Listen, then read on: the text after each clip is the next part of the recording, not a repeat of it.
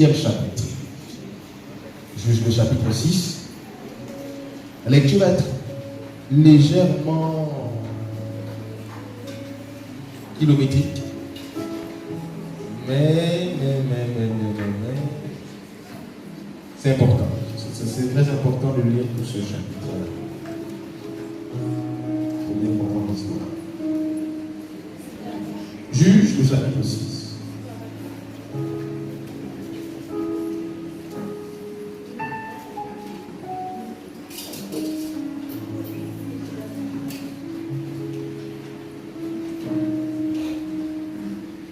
Ce sont des livres qu'on parcourt difficilement.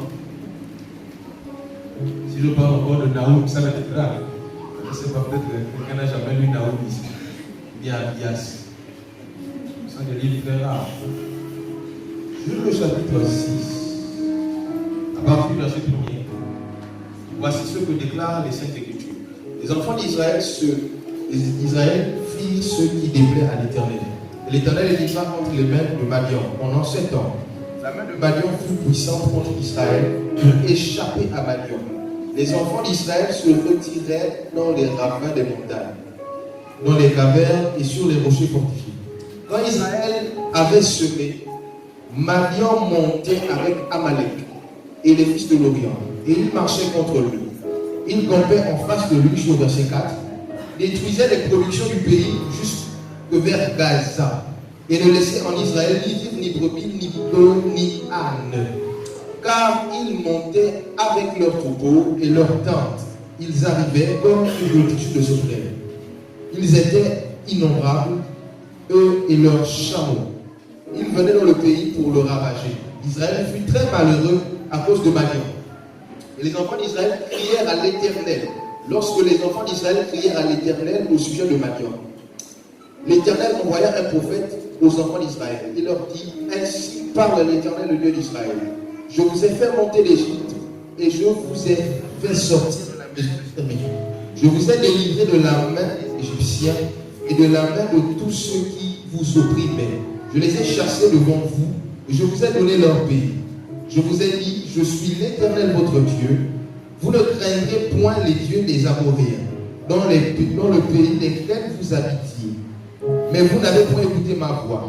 Puis vint l'ange de l'Éternel, et il s'assit sous le térébinthe d'Ophra, qui appartenait à Joas. De la famille d'Abiezer, Gédéon son fils battait du froment au pressoir pour le mettre à l'abri de Madian.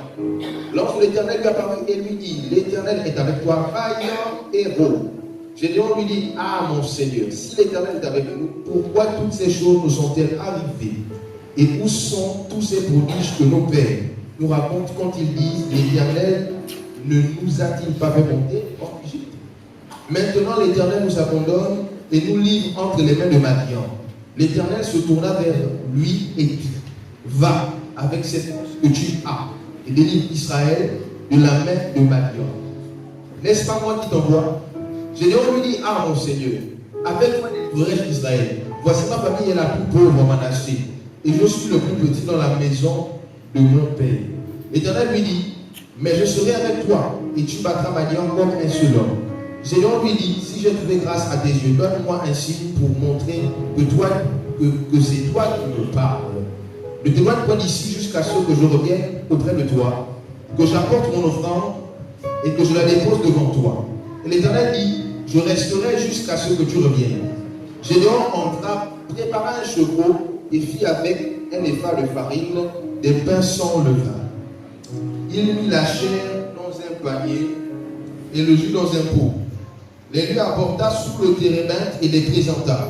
L'ange de Dieu lui dit: prends la chair et les pains sans levain, pose-les sur ce rocher et répands le jus. Il fit ainsi.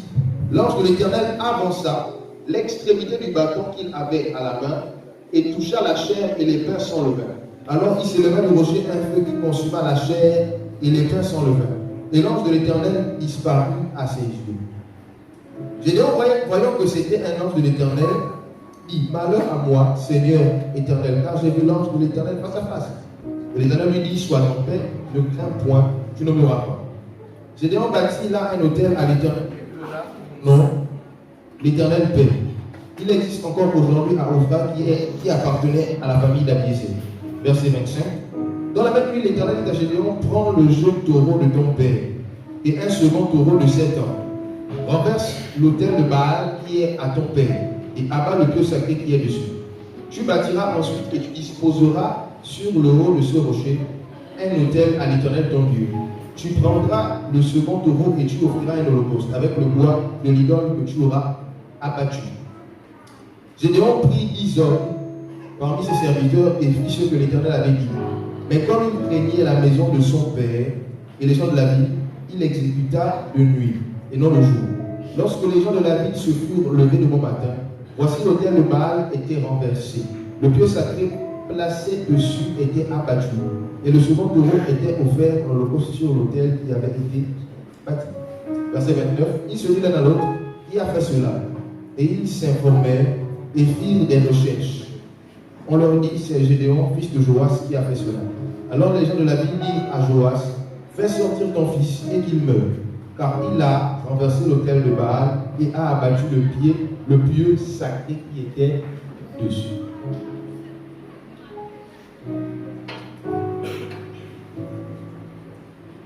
La lecture a été longue. C'est vrai. Moi, on n'aime pas trop lire, ça va aller. On compense avec les temps de méditation. On a manqué à la maison. Alors, la Bible, en nous parlant dans ce 6e chapitre du livre des Juges, la Bible nous dit que Dieu a livré les Israélites entre les mains de Madian. Et la Bible nous dit que Dieu a fait cela. Ce n'était pas parce qu'il n'aimait pas Israël. Si Dieu l'a fait, c'était à cause de quelque chose. C'était à cause de quoi? Du péché. C'est parce qu'ils avaient désobéi à la parole de Dieu. Ils avaient fait ce qui était mal aux yeux de Dieu. Le péché. Un homme de Dieu a dit un jour que le problème qu'il y a entre l'homme et Dieu, ce n'est pas le diable, mais c'est le péché. Il dit, vous allez lire de la Genèse à l'Apocalypse. Vous allez vous rendre compte que le combat que Dieu mène toujours, ce n'est pas le combat contre le diable ni les démons. Ce ne sont pas les délivrances. Vous allez vous rendre compte que dans la Bible, on nous parle très peu de délivrance. Mais on nous parle plus de la repentance. Parce qu'il y a eu beaucoup de désobéissance. Vous savez, aujourd'hui, lorsque je lis les Saintes Écritures, je me rends compte qu'il n'y a pas une grande différence entre ce que le peuple d'Israël faisait et ce que nous faisons aujourd'hui. En fait, j'ai l'impression que ce sont les mêmes histoires qui se répètent. Mais ceux qui ont été avant nous servent d'exemple. Ils nous servent d'exemple. Vous savez, il y a des malheurs que nous subissons. Ce n'est pas la persécution. Ces malheurs-là, ce n'est pas la persécution. C'est parce que Dieu nous a livrés entre les mains de nos ennemis.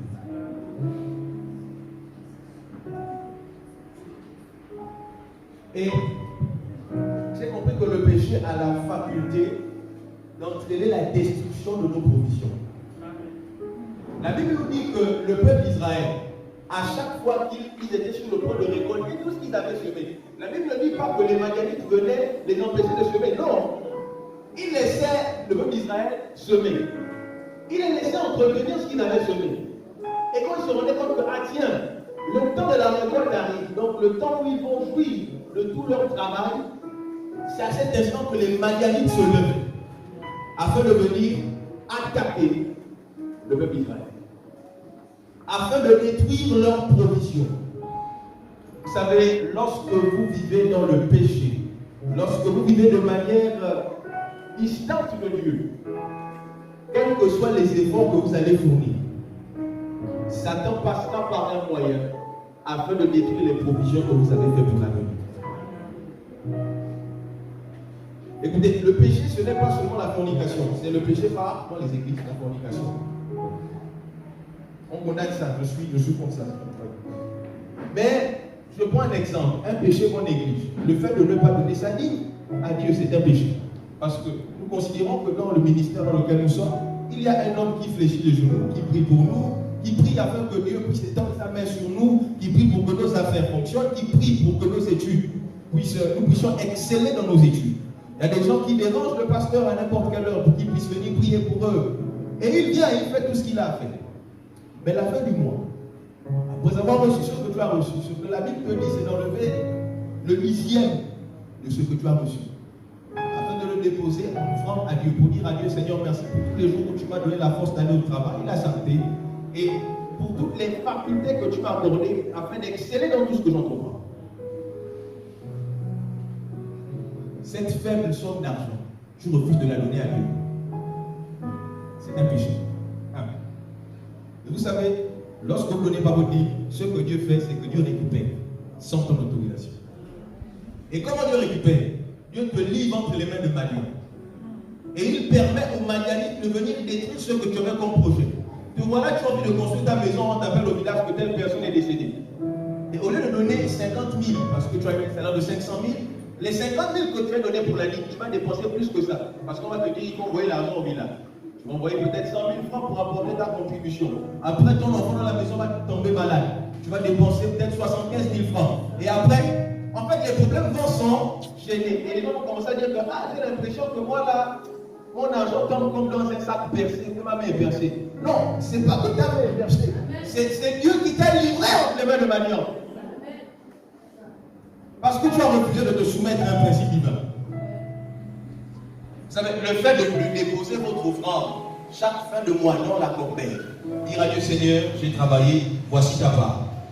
C'est une manière pour vous de sécuriser vos biens, de sécuriser vos provisions, d'épargner même vos enfants de la maladie. Vous ne savez pas de quoi Dieu nous protège. Vous ne savez pas des accidents que nous évitons parce que nous sommes fidèles à Dieu. Le péché n'est pas un ami. Le péché ouvre la porte aux démons, ouvre la porte à Satan pour permettre à la destruction de nous atteindre.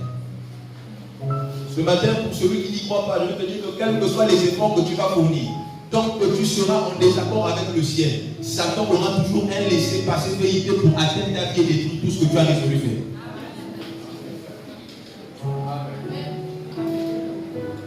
Lorsque nous demandons aux gens, lorsque nous prêchons et nous demandons, pas seulement aux gens, mais à nous-mêmes aussi, de vivre dans la sainteté, ce n'est pas pour nous embêter. Mais c'est parce que la sanctification est le seul moyen qui permet à Dieu de pouvoir étendre sa main sur nous, afin que tous les coups que nous allons recevoir ne puissent pas nous atteindre, ne puissent tomber sur le dos de ces personnes que nous avons envoyées pour nous présenter. Et la Bible va plus loin, la Bible dit que c'est vrai, je prierai pour que le malheur ne puisse pas m'arriver. Mais il se peut un jour que le malheur m'arrive. Et la Bible dit que même quand le malheur va arriver, l'Éternel enlèvera toujours le juste. Le malheur peut t'atteindre, mais ce n'est pas la fin. Vous savez, celui qui doit s'agiter lorsque le malheur vient frapper à sa porte, c'est celui qui n'a pas Dieu dans sa vie. Mais tant que tu sais que tu es fidèle à Dieu, quelle que soit la dimension du malheur qui t'a frappé, sache que tu ne mourras pas. Dieu est un Dieu juste. Dieu est un Dieu juste. Si vous lisez le livre des Juifs, vous allez vous rendre compte que dans ce livre-là, surtout à la fin, on nous fait savoir que le peuple d'Israël n'avait pas de juge, n'avait plus de juge. Donc la Bible dit que chacun à cette époque-là vivait comme bon lui semblait. Chacun faisait ce qu'il voulait. Et nous connaissons tous Samson.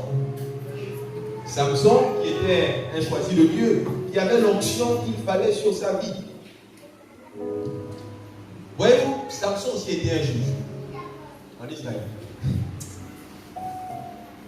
Samson n'était pas un exemple. Imaginez-vous un juge qui vole. Ça ressemble à quoi? Et quand on amène les voleurs au tribunal, il est condamné. Et c'est ce qu'on voyait avec Samson. Et lorsque j'ai lu la fin du livre des juges, je me suis rendu compte qu'il y a y a une chose terrible qui s'est passée en Israël. Il y a un homme qui quittait une ville avec sa femme et son serviteur. Il marchait pour se rendre là où il demeurait. Et ils ont voulu passer la nuit dans une autre ville. Et en arrivant dans cette ville-là, un vieil homme les a reçus. Et lorsqu'il les a reçus, la Bible nous dit que les hommes de cette ville sont venus frapper à la porte de cet homme pour dire fais-nous sortir l'invité que tu as chez toi. Et il leur a dit non, s'il vous plaît, ne commettez pas cette erreur-là devant Dieu, ne faites pas ça. Laissez cet homme en paix. J'ai des filles qui sont encore pures, je peux vous les donner. Ils ont dit non, nous c'est l'homme qu'on veut. Et l'homme a fait quoi? Il a fait sortir son épouse. Et là, son épouse est sortie. Tous les hommes de la ville, tous ces hommes pervers, ont abusé de cette femme durant toute la nuit jusqu'au matin. Et lorsque le matin est arrivé, l'homme a ouvert la porte de la maison, il a trouvé son épouse, il a pris la mise sur le cheval et quand il est arrivé chez lui, il s'est rendu compte que sa femme était décédée. Alors il a découpé sa femme en 12 morceaux. Et il a envoyé chaque morceau dans chacune des tribus d'Israël pour dire que voici ce qui s'est passé. Ça s'est passé ici en Israël. Et ils se sont tous assemblés. Les anciens ont dit on ne peut pas tolérer le péché au milieu de nous. Le péché doit être sévèrement puni. Vous savez ce qu'ils ont fait? Toutes les 11 tribus d'Israël se sont regroupées afin d'attaquer la tribu qui avait commis le péché. Et ils ont détruit les hommes de cette tribu. Ils ont détruit les femmes de cette tribu. Ils ont détruit les enfants de cette tribu. Ils ont détruit même les animaux. Et lorsqu'ils ont terminé, ils ont dit à Dieu maintenant il faut que tu puisses restaurer la deuxième tribu. Parce qu'on a perdu Dieu. Et j'ai compris que Dieu, lorsqu'il veut faire une chose, comme Dieu le dit, il veut d'abord extirper le mal. Il veut d'abord extirper le péché. Il n'y a pas de gloire dans le péché. Vous savez, toute gloire que vous pouvez vivre dans le péché, c'est une gloire qui a le but de vous tromper et de vous conduire sur le chemin de l'enfer. Il n'y a pas de gloire dans le péché. Il n'y a pas de gloire dans le péché. J'aimerais que nous comprenions que nous sommes responsables de tout ce que nous disons, de tout ce que nous voyons, de tout ce que nous entendons, de tout ce que nous mangeons, de là où nous partons, et même de ceux avec qui nous restons. Nous sommes responsables de toutes ces choses. Et nous pouvons négliger ce que nous disons parfois. Nous pouvons négliger les endroits où nous partons. Nous pouvons parfois négliger ce que nous posons comme action. Mais ce que je veux vous dire, chaque mot qui sort de nos bouches, chaque action que nous posons, va soit nous condamner ou nous bénir. Tout ce que nous déclarons de nos bouches, tout ce que nous posons comme action, cela va soit nous condamner, soit nous bénir. Que vous le vouliez ou pas, c'est une donnée qui échappe à notre contrôle. On a souvent des parents qui disent que reste à la maison, hein. Quand je reviens, je vais t'acheter le bonbon. Tu pars, tu laisses l'enfant. Quand tu reviens, tu n'apportes pas le bonbon. Ne faites pas des promesses à vos enfants que vous ne pouvez pas tenir.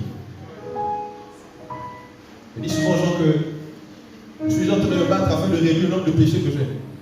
Donc je ne veux pas en ajouter davantage. Voilà pourquoi moi je ne fais jamais de promesses aux gens. Je dis je vais faire si Dieu me permet de le faire. Je ne te promets rien. Parce que je ne suis pas maître du destin.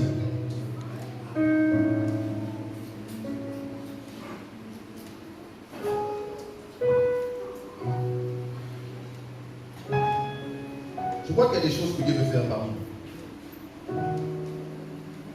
Et que le problème auquel nous sommes confrontés, c'est le péché.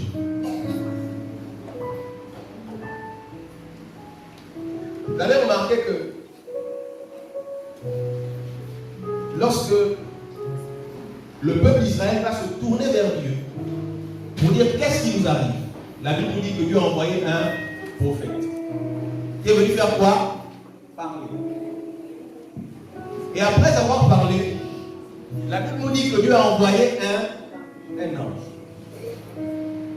Alors, je vais vous poser une question. Le Saint-Esprit ne nous parle pas. Il se révèle à nous, non? D'accord. Quand un ange vient pour nous parler, qu'est-ce qu'il vient faire? fait quoi? Est-ce qu'il n'annonce pas quelque chose qui vient toujours du ciel? Pierre est dans la prison. Est-ce que Pierre n'est pas rempli du Saint-Esprit? Pourquoi ce n'est pas le Saint-Esprit qui a dit Pierre, lève-toi? Par la puissance du Saint-Esprit, les chaînes de Pierre ne se cassent. Pourquoi il a envoyé un ange?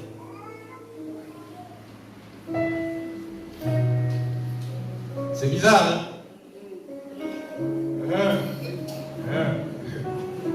Jésus est en train de prier dans le jardin de Gethsémane. Et pendant qu'il prie, la Bible dit que Jésus est rempli du Saint-Esprit, mais la Bible dit que Dieu a envoyé un ange pour le fortifier. Il y a quelque chose là. Est-ce qu'on me suit? Là, il y a quelque chose. Il y a une question qu'on a. L'ange vient encore faire quoi?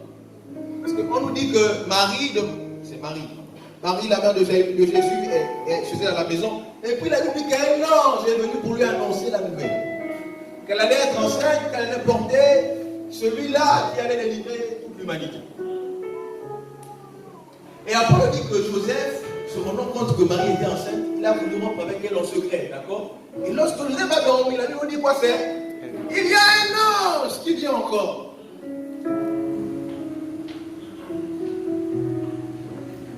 Finalement, à quoi il sert? J'ai l'impression que l'ange joue quasiment la même fonction que le Saint-Esprit. Parce qu'il vient toujours pour nous parler.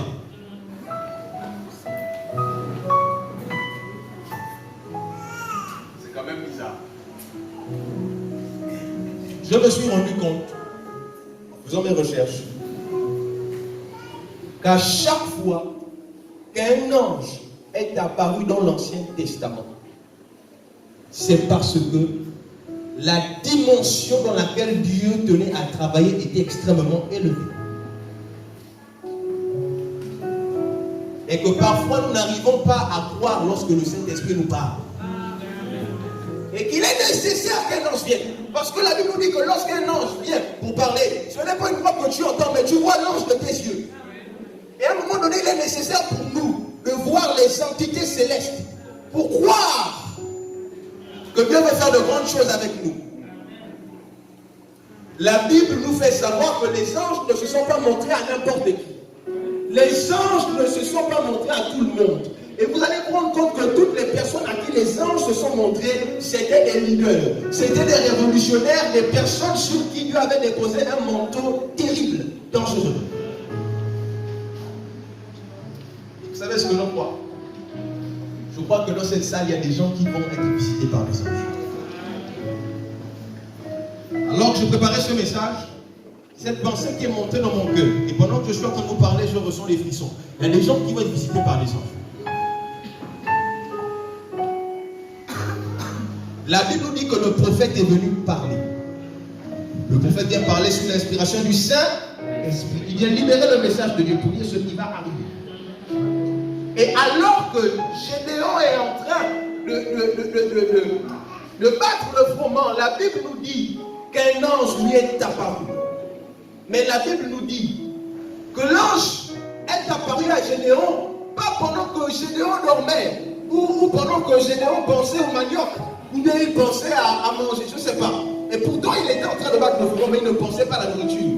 La Bible nous dit que Gédéon était en train de se poser des questions sur ce qui arrivait dans sa nation, et il voulait voir un changement.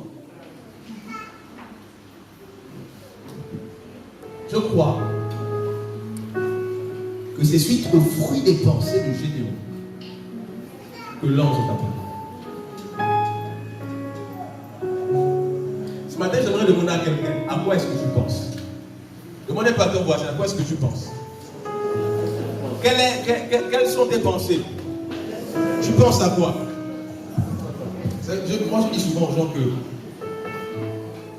on fait des études, là. Quand on va à l'université, on soit avec des diplômes, licence, master, doctorat. Quand tu reviens, tu travailles dans une entreprise, et puis tu te maries, tu as des enfants, tu construis des maisons. Je dis en fait, tu fais tout ce que tout le monde fait. Tu ne fais rien de nouveau. On vit ça en fait, on voit ça tous les jours. Mais vous savez, il y a une chose que je crois, c'est que nous sommes des exceptions. Je crois que nous sommes des exceptions.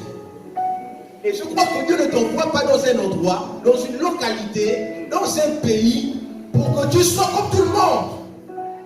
Mais je crois que si Dieu t'envoie, c'est parce qu'en toi, il a déposé ce qu'on appelle une valeur ajoutée. Gédéon était en train de réfléchir. Il était indigné de ce qui se passait dans sa nation. Et il voulait que cela cesse. Combien parmi nous avons marre de ce qui se passe dans cette nation? En tant que chrétien, à quoi tu penses? Le matin, tu te lèves, tu vas à ton lieu de travail. Tu ne penses pas à la conversion des membres de l'entreprise dans laquelle tu es. Tu te lèves, tu vas à l'école, tu ne penses pas à la conversion des condisciples de classe que tu as. Moi, je crois en une chose. C'est que si dans ton esprit, tu commences à nourrir ce désir de voir les âmes gagner dans ton entreprise, Dieu va envoyer un ange pour te donner les capacités d'atteindre cet objectif. Je crois que si tu commences à avoir des pensées qui concernent la nation gabonaise, Dieu va te donner les capacités afin que toi tu puisses porter le fardeau pour la délivrance de cette nation. Tout dépend de ce à quoi tu penses. Et je donne une bonne nouvelle à quelqu'un ce matin, que tu es plus dangereux que tout ce que tu peux imaginer. Mais je veux dire ça mieux. Tu es plus dangereux que tout ce à quoi tu peux penser. Vous savez, les pensées de Dieu à notre égard sont plus grandes que toutes les pensées que nous pouvons avoir pour nous-mêmes. Quels que soient les projets de bonheur que tu peux avoir pour toi, sache que les pensées de bonheur que Dieu a pour toi sont plus élevées que les tiennes.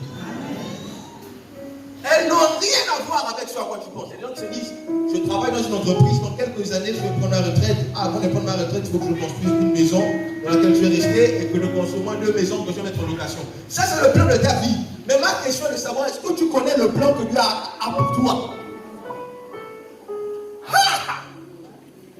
Les cimetières sont remplis de héros qui ne se sont jamais exprimés.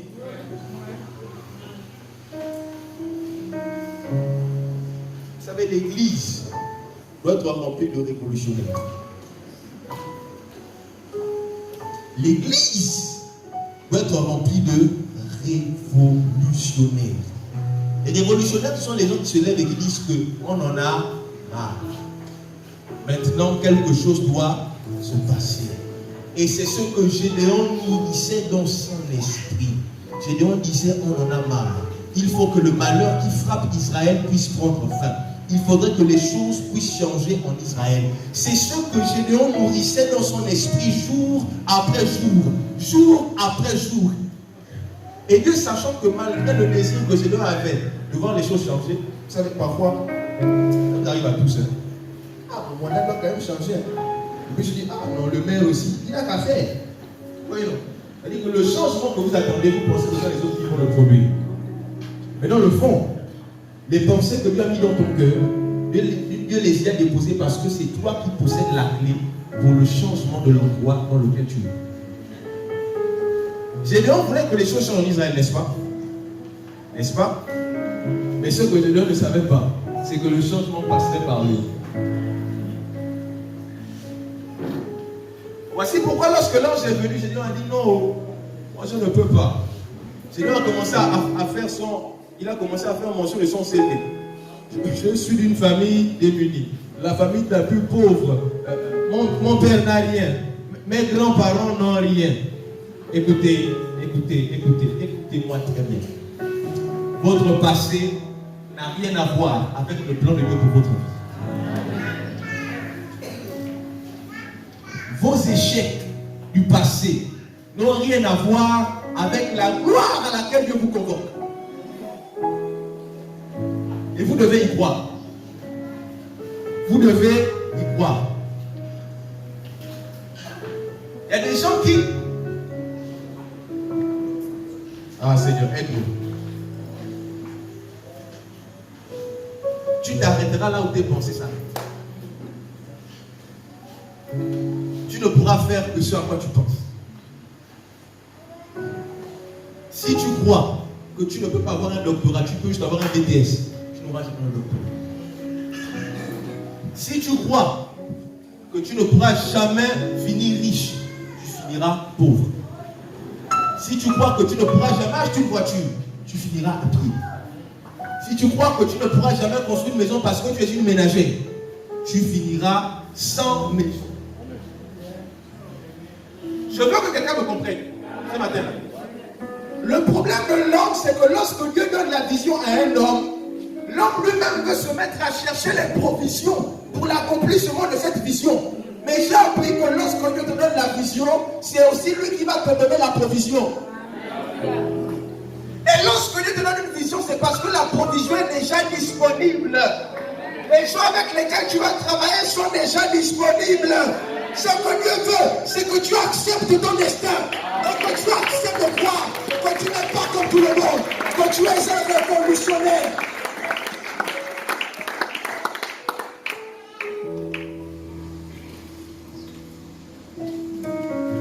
Peut-être que je ne suis pas dans le bon auditorium. Est-ce que je dois avoir un peu plus de conditions aussi? J'ai l'impression que je crie trop. Et tout à l'heure, il y a quelque chose que je vais faire. Donc si je suis fatigué, ça va être compliqué. Écoutez, Dieu ne fait jamais de copie. Dieu n'est pas à court d'idées. Gédéon se dit une chose. Lorsque l'ange apparaît, Gédéon dit à l'ange, pourquoi le Dieu qui a agi hier n'agit plus aujourd'hui? Et quand Gédéon parle de ça à l'ange, Gédéon calque la façon dont Dieu a travaillé hier, pour que Dieu puisse travailler encore aujourd'hui de la même manière. Gédéon s'attend à ce que la gloire qui va exploser, en fait, que Dieu puisse passer par les mêmes méthodes. Mais Dieu ne calque pas les méthodes du passé. Parce que si les techniques qu'il a utilisées hier, c'est qu'on a vécu la gloire, mais après on est encore tombé dans le péché, Dieu sait que s'il ramène ça, le résultat sera encore quoi? C'est le péché. Donc il faut changer de technique. Il faut changer de méthode. Voici pourquoi Gédéon s'attend à ce que Dieu puisse sauver Israël avec une grande armée. Et qu'au devant de l'armée puisse encore se trouver la tribu de Juda. Mais cette fois-ci, l'ange dit à Gédéon, parce que Gédéon dit non, il faut que les choses changent. Donc les choses changent. Et puis l'ange s'adresse à lui, l'ange lui dit, va avec la force que tu as. Là, Gédéon a commencé à dégainer. Je ne peux pas, je n'ai rien dit. Je ne suis rien, je ne peux pas. L'ange lui dit, va avec la force que tu as. Est-ce que dans cette salle, il y a quelqu'un qui a une vision, c'est-à-dire que tu as un objectif que tu vas atteindre, quel que soit le domaine de ta vie, mais tu ne sais pas d'où viendra la provision, et tu as quand même la vision. Voici ce que le Seigneur te dit ce matin. Il te dit, va avec la force que tu as. Il te dit, va avec la force que tu as. Vous savez, parfois, on néglige les pensées là, on les néglige. Les pensées ont un grand pouvoir. Quand j'étais sur le banc de l'école, j'ai constaté que les garçons qui avaient le plus de copines, c'était parfois, je dis me pardon, c'était parfois des gars pas très beaux. C'était bizarre. Mais, ils étaient convaincus qu'ils étaient beaux. C'est pas si vous avez rencontré des gars comme ça. Il est convaincu qu'il est beau et puis orgueilleux.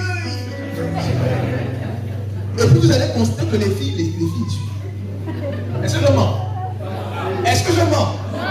Pourquoi? Parce que même si comme vous dites qu'il est vilain, on lui dit je suis beau. Donc le pouvoir de la pensée l'emmène à croire qu'il est beau, et deuxièmement ça attire les filles vers lui. Ça veut dire que si toi tu crois que tu as la capacité de devenir riche, le pouvoir de ta pensée va attirer les opportunités vers toi. Ton problème, ce sont tes pensées. À quoi est-ce que tu penses? Vous savez, quand vous commencez à comprendre que vous n'êtes pas comme tout le monde, vous allez comprendre que vous ne devez pas faire ce que tout le monde fait. Ça veut dire que si tes collègues de travail, tu as des collègues de travail qui sont chrétiens mais qui consomment l'alcool, toi tu sais que bon, moi je suis une particularité, moi je ne suis pas une photocopie, donc ce que vous faites au travail, moi je ne dois pas le faire. suis une particularité. Et si je veux marquer ma génération, je dois être différent des autres.